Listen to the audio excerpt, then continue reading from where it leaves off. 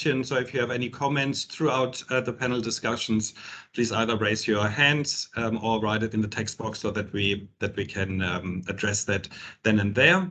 And then at the end, we'll have a closure, next steps, and that will be the session today. All right, now, first of all, I'm going to hand over to Ray, who is going to talk about a hybrid PMO. Ray, over to you. You're muted. There we go. Sorry, off mute now. So welcome everyone. And I'd just like to also add that even though these are less formal events, they still take an awful lot of organising. So I'd like to recognise the fact that Lisa and Tanya and a number of others have helped us get to this point. Much appreciated. So really I won't sort of babble on for too long, but I really wanted to give a bit of context as an opening to the session that we have today. It's really about achieving some balance in today's PMOs. I will provide some context around my simple formula there. But essentially, PM Partners work with 45 of the top 50 ASX companies, and we work with all levels of government. So the number of PMOs that we come in contact with on a daily basis is exceptionally high. What we see in this first top left circle of 90% plus of PMOs in today's world are in some way, shape or form dealing with the fact that they've got traditional ways of working and more common agile ways of working, and the agile ways of working are obviously becoming more common on a daily basis. So our estimate, and this is backed up by a lot of fairly easy to see research from various parties, 90% of organisations, be it IT groups or broader PMOs, they're dealing with a more hybrid world. They're having to deal with more than one way of working, and some have more than two, some have three or four. The unfortunate side of that, when you look at the circle to the right, the top there, is that our estimation is that only 40% of PMOs, excuse me, have actually taken the time to relook at their service catalogues and their operating models and really properly adjust it to suit that particular world. So in terms of hybrid, it is clearly the most common model that you will see for any PMO in today's world, but unfortunately not enough PMOs have recognised that in enough depth, and they're still trundling along with their old operating models. If you can just leave it on that prior slide for a sec, Mark, sorry. Over and above the fact that we're dealing with multiple ways of working and having to make sense of all of those good things, we've also got what Sensei and the team refer to as the dynamic factors. And this is one of the reasons why PM Partners work with Sensei quite a bit, because these guys really get the world that we work in. There's all sorts of other dynamic factors, and without stealing too much of Mark's thunder in his next session, what we've seen, and this is particularly the case since the pandemic has eased somewhat, is almost like we have to catch up mindset. We've seen a massive increase in throughput from an awful lot of organisations, and they're trying to put a lot more through the pipeline, get a lot of things done. And that, as I said, that seems to be almost a mindset of we've underinvested for the last couple of years, let's catch up. Within that, there's anything to do with the word data seems to be very, very prevalent. Anything to do with digitisation, very prevalent. AI, of course, very prevalent at the moment, along with the constant things that we always have to deal with, which is compliance, disruption, and a highly competitive environment. So not only have we got multiple ways of working, increased throughput, we've got increased complexity and increased demands on all PMOs. So my little simple formula there says that if A, multiple ways of working and increased throughput, plus B, which is you haven't really adjusted and you've still got increased complexity, if you don't address that, it equals C, and C equals chaos. So now the next slide, if you don't mind, Mark. So in terms of some of the elements and critical steps that we advise an awful lot of clients to undertake in the PMO sphere is these 6 critical steps. The first one is you need to redefine. Redefine what it is, your purpose is, your objectives and your vision. You need to do this obviously in conjunction with your executives and your practitioners. But what is it that we're doing? What's the type of agile that we're using, or the types that we're using? We need to be very clear on those things. What's the vision? The why is the vision, the objectives. What are the expected benefits of moving to new ways of working? And quite often, unfortunately, we see people move into new ways of working without actually thinking through why it is that they're doing those things. That generally ends up in a bit of a mess. The how includes what's your approach for either introducing the new ways of working or uplifting your current state because you're already dealing with varying ways of working. So again, that needs to be measurable. And one of the things that I think is absolutely critical is that when you make a change to the way you're doing things in today's PMO world, you need to have all 3 levels of the organization on the journey with you. So you need to have your executives briefed. You need to understand their needs, understand their vision, objectives and desires. You need to bring the business on the journey, and you need to bring the practitioners from both the waterfall side and the agile side. Planning is, of course, something that some of us forget when we're in a rush. But if you're going to introduce agile or want to uplift where your PMO and your delivery environment is at the moment, you need to treat it pretty much like a project. It needs change management, it needs measures, it needs resources and so on. Communication, I don't believe you can over communicate these things. The old adage is that you need to tell people at least 3 times before it sinks in.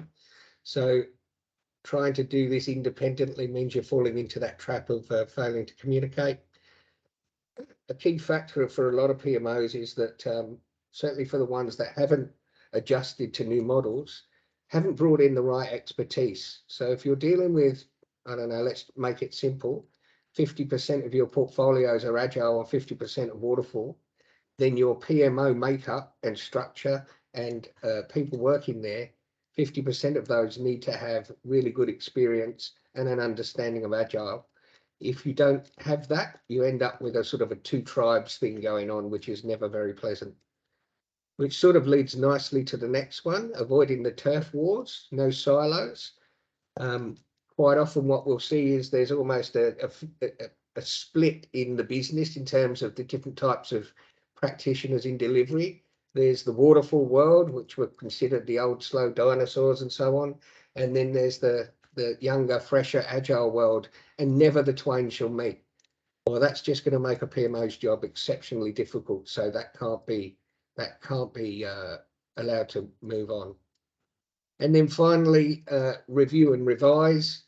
I think PMOs should be reviewing their operating models at least twice a year, making sure that they're putting in the right standards, processes and metrics, making sure they're aligned to the objectives of the organization, and continually making sure that you've got consistency of process and standards and approaches across the board.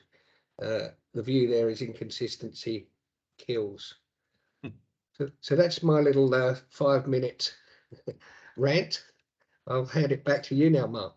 Thank you, Ray. Very informative, and I couldn't agree more. Love your key takeaways in that wonderful world of hybrid and traditional. Now, I promise you I won't bore you too much with tools, because you know what? Tools sounds like a dirty word. And tools really very often are perceived to be an administrative overhead to feed executive management with the information that they need. And that's the only reason why we do this. Well, thank goodness the world really has changed. And these days I hate the term solution, nor do I like the term tools. I really want to outline the way how we digitize business process, because ultimately digitization needs to be in the good for everybody that utilizes data. And we in a PMO or PPM environment, we know that we have a lot of data to deal with. So when I think about the why in the context of digitizing a PPM capability, well, we often then look at the needs of an organization.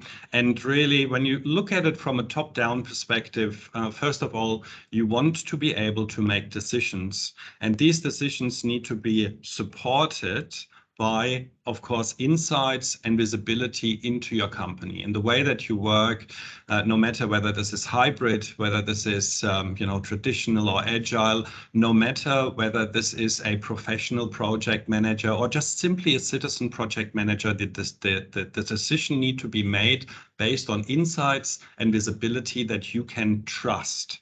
Now, you can trust the information if you implement a process that is consistent, where you have the right governance in place so that the information that all levels of an organization require can actually be trustworthy, so that you know that your decision is trustworthy as well. Now, how do we do this in the in the context of a PPM capability and digitizing that? Well, first of all, we try to reduce or eliminate all of the mundane tasks through automation. Ray already mentioned that AI and big data is all in the ramification of digitizing our processes, and the automation component these days really takes away a lot of these double handling of information and therefore also the lack of trust in that. Now, in order for us to do that, though, we need to ensure that in our digital environment that we have a user experience that is intuitive. Again, every organization will deal with different levels of project management maturity. As the PMI suggests, from level 0 to 5, it is important that you find a capability that enables you to cover all levels of that project management maturity in order to make those types work. And this is really where the digitization comes into place. Because, if you think about it on how organizations manage a PPM environment, this is very holistic, of course. You sort of start with your strategic goals. These strategic goals need to be communicated in some form. And through the strategic goals, you then have sort of a top-down capability where you determine your portfolio, determine the high-level initiatives, and that's really the point in time where you break down the work in order to accomplish these strategic goals.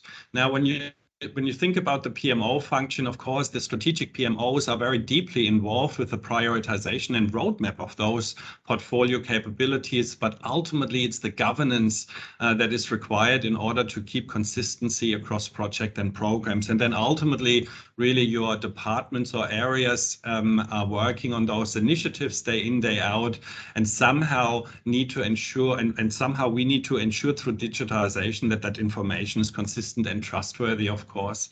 Now, once these initiatives are managed and governed by the different departments, of course, the PMO is then in a position to govern the process on one hand, but also assist the accomplishment of the values that projects need to achieve. Now, and of course, that also means that the insights or the formal reporting capability up can then happen from a PMO perspective, where we then have the ability to evaluate the portfolio management success, evaluate the accomplishment of our strategies, and ultimately, all levels of an organization is happy. So that's really how sort of these cycles are happening. But what we see, of course, very often, that the main challenges that organization faces are really in those areas here. Being able to plan your strategic goals and come up with them is one area, but then to execute those. And really, in our experience, the execution of the strategy through the initiatives that we decided to have is actually the challenge. And these challenges really outline no visibility or trust in the data provided, because we do lots of it manually in Excel spreadsheets and 50,000 different tools in their own right. So therefore, there's a lot of manual double handling and administration to provide a picture that, well, executive then doesn't really trust at the end, and that can't be the right path. Of course, the consistency of the business process, Ray already outlined. These days, it's not just one process we need to cover. We need to cover a multitude of different processes and need to bring this into the umbrella of digitization.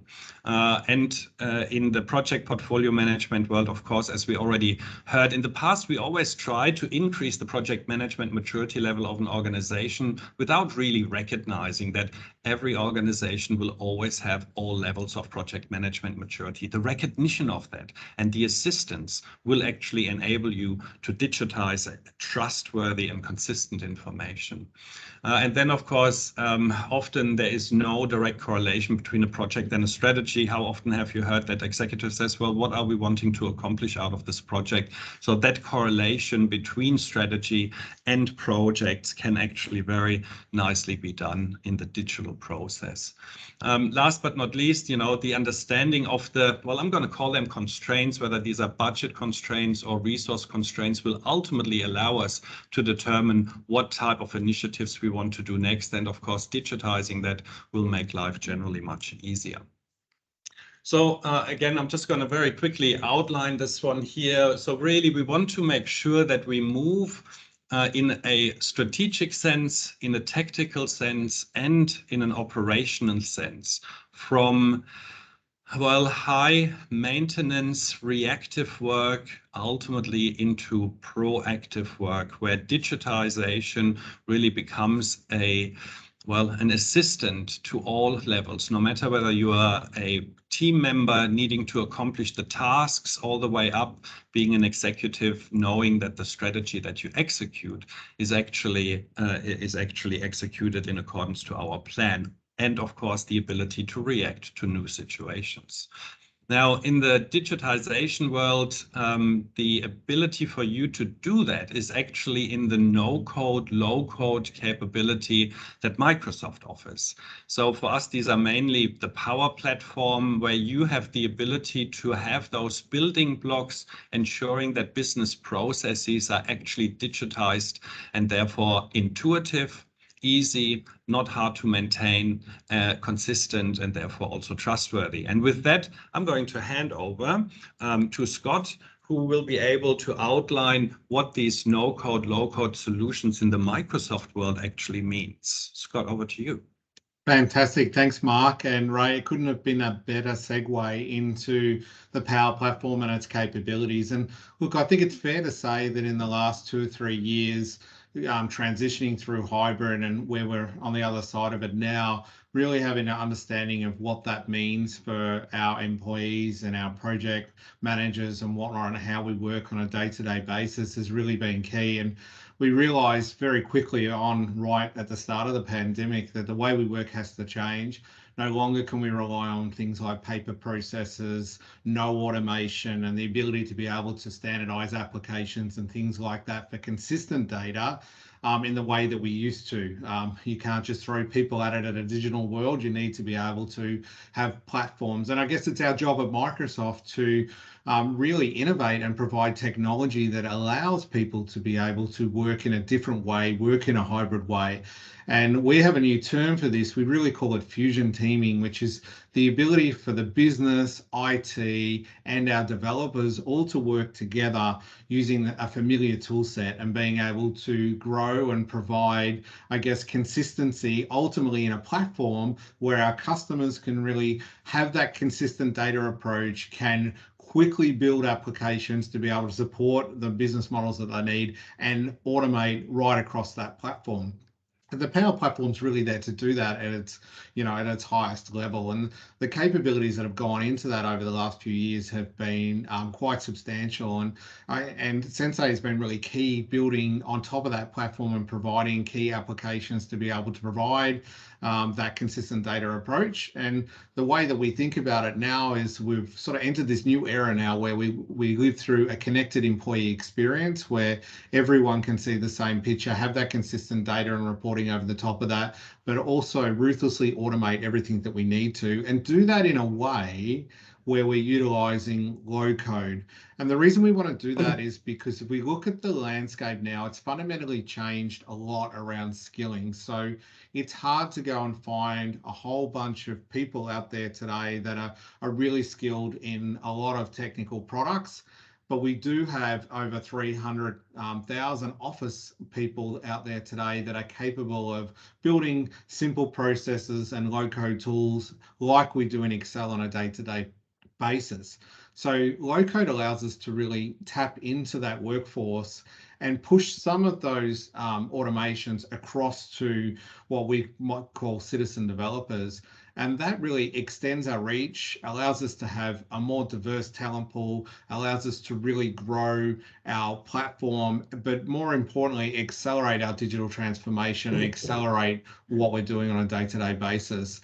And extending that into our tooling like Microsoft Teams we're using today and our other Office products just allows extended reach as well. And we can do that completely in a hybrid environment today. So the tools are out there to utilize and create these new experiences, create data consistency, great reporting and great automation. Now it's this journey of how do we train more people, enable more people on the platform, and really develop new processes on top of this new technology that allows us to really grow not only our business and the projects that we manage on a day-to-day basis, but really accelerate that over the next few years as we really move and cement into this new hybrid world that is here to stay now. I don't think we're ever looking back at the way that people work today is the way that people work. And what I've seen over the last couple of years is the companies that have adopted this type of technology, I've seen at least a 10-fold increase in digitization acceleration across those workforces. And the types of applications and things that we can digitize and business processes in that time has been really phenomenal and really impactful, actually, given the constraints that we have in a hybrid world. So I guess right now, I mean, the challenge is to really go out, have a look at what's available, work with Sensei and PM partners to really understand, the depth of that technology and how you can utilize it inside your organization as well. Mark, I get that I'm standing between a panel and some questions, and I'm sure people have lots of them. So let's jump into the next stage. I didn't want to be rude and just flick over to the next slide deck. I could talk about this all day. So yeah, and honestly, what it really outlines is the digital format that Microsoft provides these days, enabling actually not just developers, but enabling every single participant in an organization to improve the way they work. And I think this is really key. So thanks for sharing that with us, Scott. No worries. All right, Ray, over to you. Meet our panel. Okay, let's meet the panel. So I won't go through this word for word, but we are very fortunate today to have a couple of very highly experienced people. So can I firstly introduce Lynn O'Leary, who's currently managing a fairly significant technology portfolio at Cleanaway. So welcome, Lynn, and thanks for your input today. And also Bob Houghton, who's currently with Addica. Bob's also a highly experienced, not only PMO practitioner, but also got a great deal of experience in terms of delivery and change management. So again, I know you both work in a hybrid and very dynamic environment, so we really thank you for your time. It's important to say, and thank you to everyone who's on the call today, that we were fairly inundated with a whole bunch of questions up front, so thank you for everybody's input there. It's gotten to the point where we're actually themed up a number of the questions that came through, and I think there were like literally 80 or 90 questions that came through, so again, thank you.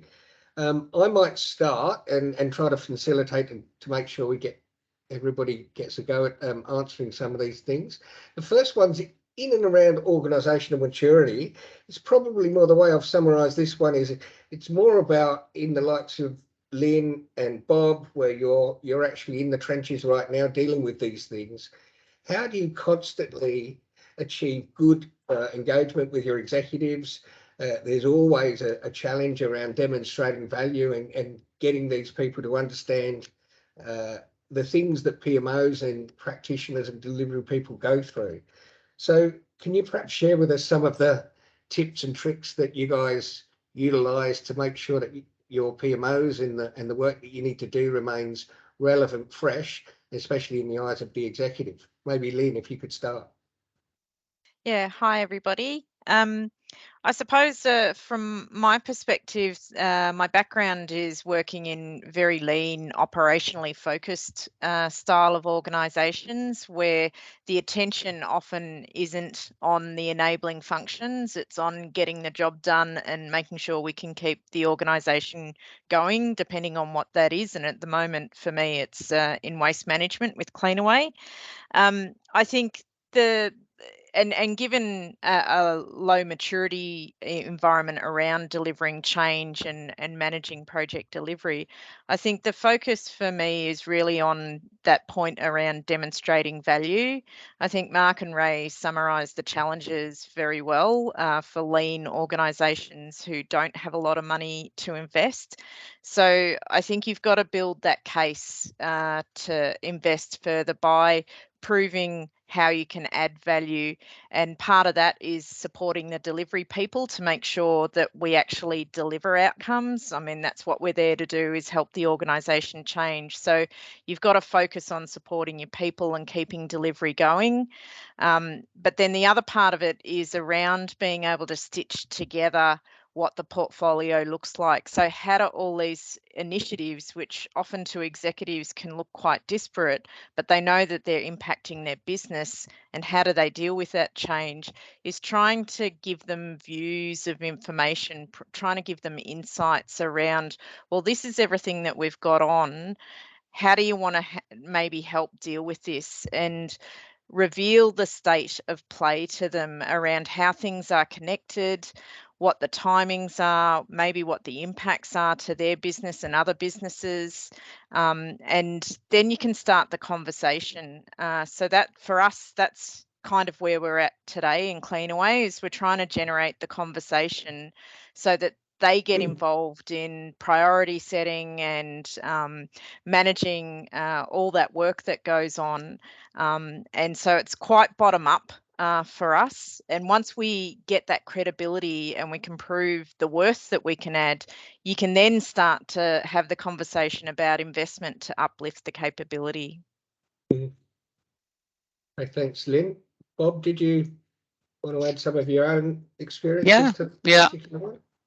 Kind of echo what Lynn said, but I think from specifically within Adica, it's really having targeted comms to the exec team or the sponsors just around how the projects align to strategic goals and benefits realization. So focusing the communication and the messaging on the language of kind of the exact level, I think is the critical bit for me, and the finding I've found and getting those people on board talk their language.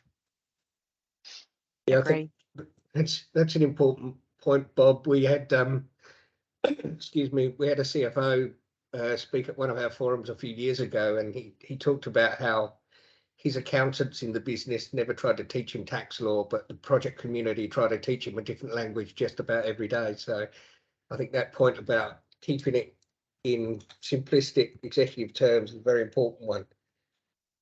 Mark, any following comments on there? You're on mute. Thank you. Yes, I am on mute indeed. I wonder what kind of mechanisms you guys have come up with in order to determine that language. Because, you know, if you think about it, we execute initiatives and projects really based on trying to accomplish strategic goals. That translation between the value of an initiative into the execution of the strategy. Do you have some kind of methodology or process in order to go through this, Lynn or Bob? From our perspective, it's quite operational in the way that we do that. We have had a refresh strategy land in the last 6 months for the organisation. So obviously we're trying to ensure that we're tying everything to the key pillars of that strategy. But the other way that we do it is Cleanaway runs a very tight monthly operating review process where every head of or direct report to an executive has to lay bare their operating position at the end of each month. And we're starting to use that to generate the conversation, because that's a regular audience with the executive. Our frameworks and tooling are quite immature at the moment, so it is quite manual, and working to get that consistency is an ongoing process. Yeah, I can imagine, that is that executive engagement, between the layers that makes it hard. That direct measurement where I'm able to say this project contributes 2.35% of, strategic goals X. That's very often, I think, what executives expecting, and that's actually the challenge that we in the PMO quite often have. Bob, what about you? Do you guys have some process and methodology in that space? But it's again similar to Lynn. Beyond what we do with the normal steer calls that normally have an exec sponsor, we have every 6 weeks we have what they call an SLG Senior Leadership Group Forum, where we present, of which PMO is represented on that group. We present a report to the exec team in that forum each 6 weeks, and what we try and do is keep the messaging consistent. So the steer call communications are reflected up to the exec level in a similar kind of template, similar kind of format, same languages and messaging. So you've got that consistency in rolling up to a strategic level to that exec group, and it's what they're used to seeing, whichever the forum that's being presented in. And I think, Mark, if I could just add, in these sort of less mature environments where it's quite lean and people are very preoccupied with running the business and running the operation, a lot of the effort is really relationship based. So it really does rely on the strength of the relationships you have with the executive team and the other general managers to be able to get the messaging across, which then puts a lot of pressure on the individuals to make sure their messaging is consistent. So that's an overhead of working in those sorts of organizations, I think. Yeah, I mean, at the end of the day, we are human creatures, and relationship building is part of that, whether we like it or not. I know that there are different mechanisms out there, things like OKRs, benefit realization, that tries to communicate and map those kinds of a consistent way of measuring value. But yeah, look, the human nature is, we are humans, and we need to build relationships as part of that, Lynn, I can imagine. Yeah. Absolutely. Which kind of brings us to the next part. On one hand, executive engagement is super important, but which then sort of outlines that determining the role of the PMO, and how does that fit into the bigger part, Ray?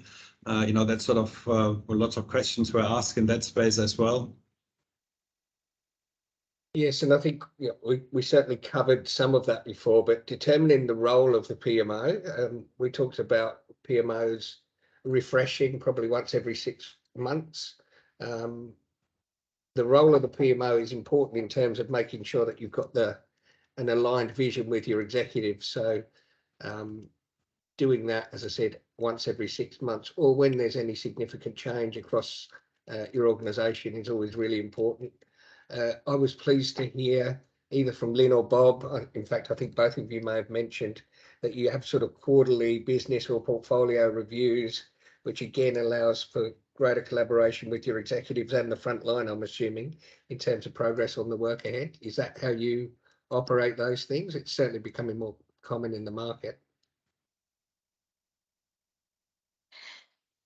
Yeah, so ours is actually on a monthly basis, so that's pretty intense. In other organisations, it's been less frequent, but you have other mechanisms that you might use as well. So it just depends on how the organisation wants to work, and I think that's part of the value delivering value component of the PMO, is not trying to impose things that you think might be important. You've really got to understand what's driving the executive's needs and the other stakeholders' needs. And if you can tap into that, that then helps you get their support when you want to actually get more consistency and repeatable processes.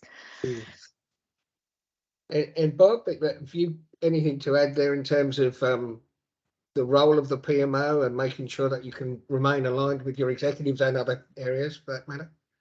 Yeah, I think from our perspective, because we're a Japanese organization, there was a lot of focus on structure and ensuring that we prioritize projects aligned to the business benefits of the strategic goals. So what we established was a Yusen committee. Yusen is priority in Japanese. So that Yusen committee, made up of the senior leadership group, really agrees the priority of the PMO. So we didn't originally, I think they set up the PMO thinking we'd prioritize the projects to deliver, where I pushed that back. That's a business responsibility. So that Yusen committee decides what the business priorities are, and we really just work down that list based on the resources available or the funds available. So I think that for me, the key takeout was having that prioritization, where we've got that transparent published list agreed by the senior leadership group and supported by the exec that we can work on in order, basically work down the list. What a great way of, on one hand, fully involving the executive team, and on the other hand, communicating that down to the, to the rest of the team, so that they know what value these initiatives actually provide. That's really good to hear, Bob. How do you prioritize them? Are there measures, or are they subjective or objective? They are based around some key SLAs that we got approved by the executive team. So there's about 5 or 6 different measures, obviously strategic alignment, but at the bottom line, it comes down to benefits versus costs, rate of return, return on investment, etc. But we present, or the sponsor presents to that committee, and then it's really the committee vote on that based on the criteria that they've been communicated with. And at the end of the day, the one with the number 1, number 2, number 3 gets consolidated across the group of about 10 people on that committee, and then they agree what's priority number 1, and that feeds into my delivery portfolio. And what a great way also to outline the value that the PMO actually brings along, aligning those initiatives up and governing them. So really the purpose is, up and down, which is the ultimate embedded value you would want to have as a PMO. Exactly. Yeah. And I was just going to ask there, based on some of those things that you've talked about in pushing the prioritization back to the business, Bob, have you found, I'm not sure how long you've been doing that for, or certainly doing it effectively, but have you found that through that process you get a greater understanding from the executive team in terms of what the PMO's up against, and in that, for that matter, what the delivery teams are up against? Is that sort of building good understanding? Oh yeah, absolutely. I think it's surfaced a lot of those questions, and it's now transparent on why a particular project has been prioritized above another one, whether it's an alignment to a strategic goal with Toyota or based on business benefits, and it helps explain why particular projects are pushed down the list. And I think people then can be explained why the project hasn't moved for 6 months, but there's a reason. And it's all objective and transparent, which is great. Yeah. Ray, I think it's fair to say that, Bob's environment is very mature in comparison to other organizations that we've seen. It sounds that way for sure. Although, as I said, we talked about quarterly business reviews. I mean, there was the point there about prioritization. These are all, in my view, fundamental things that pretty much all PMOs should be endeavouring to achieve. It's not always as easy as it sounds, by the way, but they should be endeavouring to achieve that. Yeah, I wonder what other trends are there, whether there's some people out there that'd like to share their journey of ensuring that the PMO value actually is well understood in an organization. Don't be shy, it stays amongst us. We're only 100 people. So if you have any kind of feedback, please, allow us. We would definitely allow you to butt in, and love to hear how you have resolved some of those challenges of executive engagement and value proposition to the PMO. But, especially in the value proposition from the PMO these days, Ray, this concept of hybrid delivery model, I think you've outlined it beautifully, is in everyone's mind. Where do you see that path from a trend perspective going forward? Look, there's any number of trends. As I said, the trend of becoming hybrid it's almost not a trend anymore. It's just the way things are. So I think pretty much everywhere is pretty much hybrid right now. Some of the other trends we see quite a bit at the moment, and we will have all experienced some of these terms of the war for talent and the big resignation and all those things that we hear. But we're certainly starting to see a lot more thinking through delivery models in terms of the workforce. So a few years back it was predominantly largely a full-time workforce compensated with a contingent workforce. We're now starting to see some different panel type arrangements, outcome-based arrangements, so multi-resourcing opportunities being taken by various clients in recognition that talent is somewhat harder to come by. So we're seeing that at all levels of all different types of organisation. Even in government, we're seeing different models being asked for now, so that they can get a little bit more certainty and predictability into what it is that they need to deliver. Yeah, interesting, especially in the in the agile world. I know that transition, often the challenge of that transition actually is in leadership, because they still want to see, hey, how much do I get for my money for that time? Which of course is quite different. So I wonder how you guys struggle with that and how you resolve that, Lynn or Bob. The way that I like to view that is, I think we've really got to embrace, if you like, the principles of agility. So often, and I think this is coming out with some of the lessons learnt through agile transformations across the industry, is that often particularly our finance friends and the CFO aren't keen to move to an agile style of funding. I mean, there are good examples where that has happened and it has worked. But again, if I bring it back to my world, where I've been in very operationally focused organisations, they like to set their budgets, they like to have control and manage the dollars very tightly. So the way that I've been looking at this is trying to get some higher level framework in place that sort of steps us through but doesn't prescribe or constrain us to a particular way of working. So it might be a high level governance framework that helps construct the ideas, get the funding approved, get the planning at least to a reasonable state, but give the teams the flexibility to operate underneath. So therefore, in developing how you support the teams, develop a kit bag, if you like, of the different ways of working, because we also have, and these are again lessons learned, we also have different change initiatives that need to work in different ways. So a platform replacement, for example, it can't always be done in a purely agile way, or can't be always done in a purely waterfall way. Otherwise, we never get to complete it and we spend shitloads of money. Infrastructure projects have their own flavour as well, whereas customer experience and digital style projects are a different flavour again. So underneath that higher level framework that supports the governance process and particularly keeps our finance friends calm with the way we take them through it, we develop, if you like, the kit bags of the different ways of working, so that we can kind of empower the teams a little bit to look at the challenge they've got or the initiative they have to deliver, and self-empower them to work the way that will get the outcome, the business outcome, the best. So a little bit broad and generic, I suppose, with the way that I was talking, but it's more about, not trying to be prescriptive and learning from, I suppose, the pains of the past 20 years of where we've got very prescriptive with the way that we've delivered and bogged ourselves down.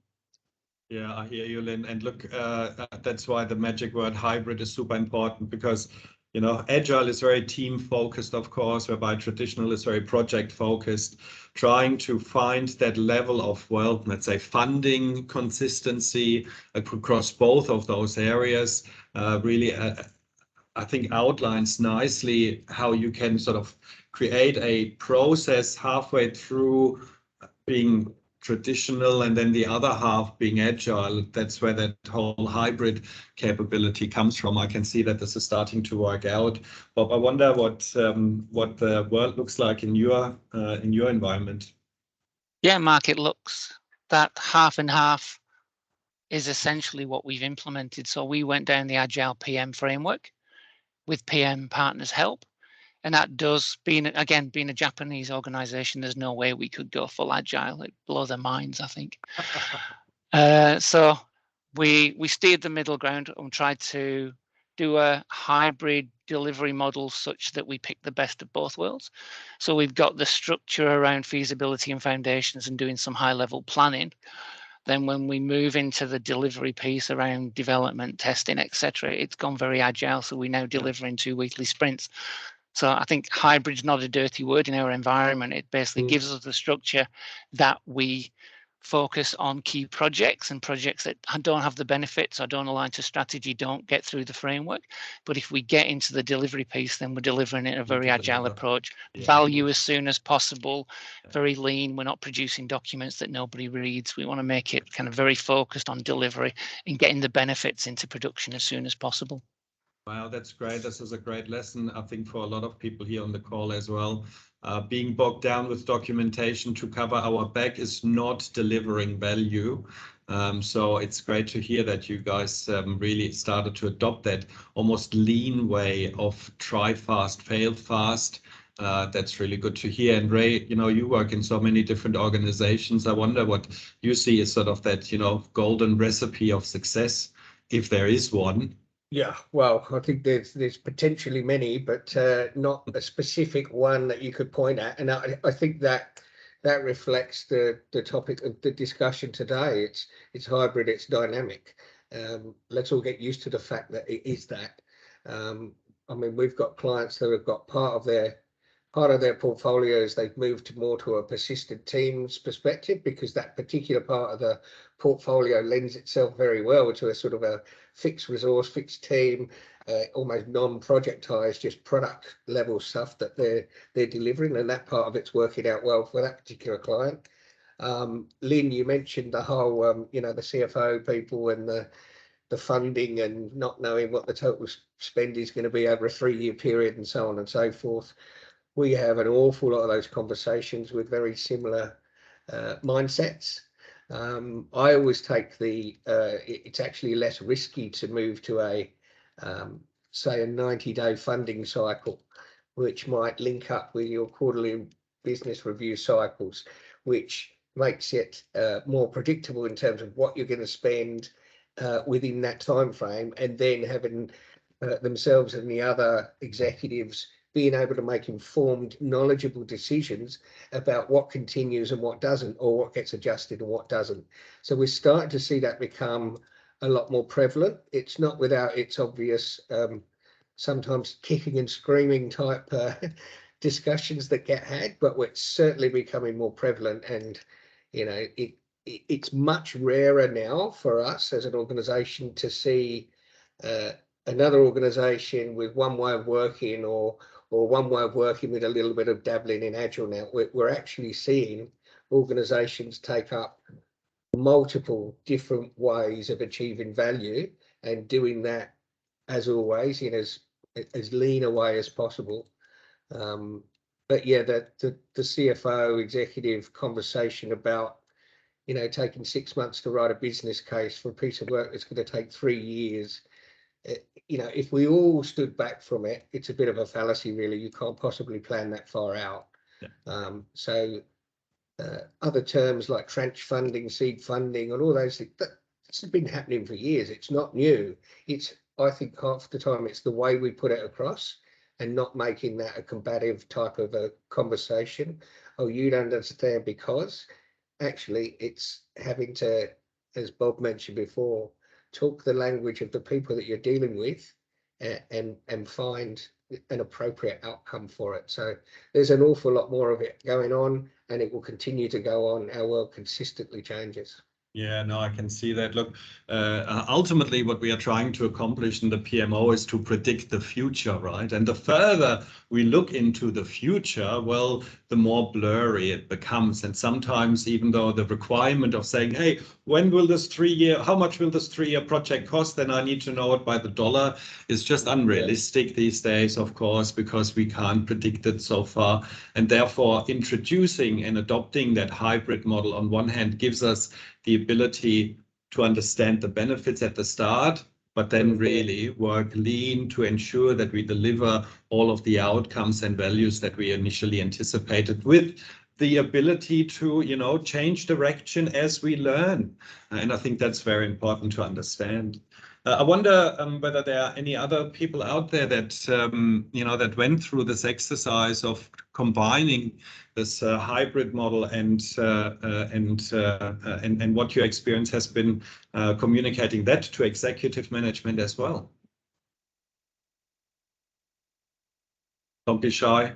This will only go public on YouTube. I'm kidding. I'm sure there's been some amusing conversations in the past. No doubt. Yeah. So look, I'm conscious of time. I know we've got another few minutes. Look, there's one more last area that I'd love to just quickly touch on. You know, we spoke about engagement of executive. We spoke about the value for the PMO. We spoke about the different areas of how we deliver work. I wonder what the digitalization actually, the ramifications in your space. Lynn and Bob, surely you don't manage all of that in Excel. Have you undergone a digital journey as part of this adoption as well? I think for where we are today, we are still in the world of PowerPoint and Excel and Cleanaway, but at a previous organisation I worked in, we did have the capability in place with some tooling, and also I've worked in other organisations where I've been involved with that as well. And I think there are two key lessons learnt that I've seen out of the idea around how do you digitize and uplift the capability by being able to capture data and use that data. And the first one is really around, I've seen a number of examples where people overpromise what they can deliver through putting the tooling in place from a PPM perspective. And given it's a hard area to get investment in the first place, often then what happens is they run out of money before they get to implement it properly. And if you use the analogy that doctors are their own worst patients, often change people are their own worst change agents. So two lessons.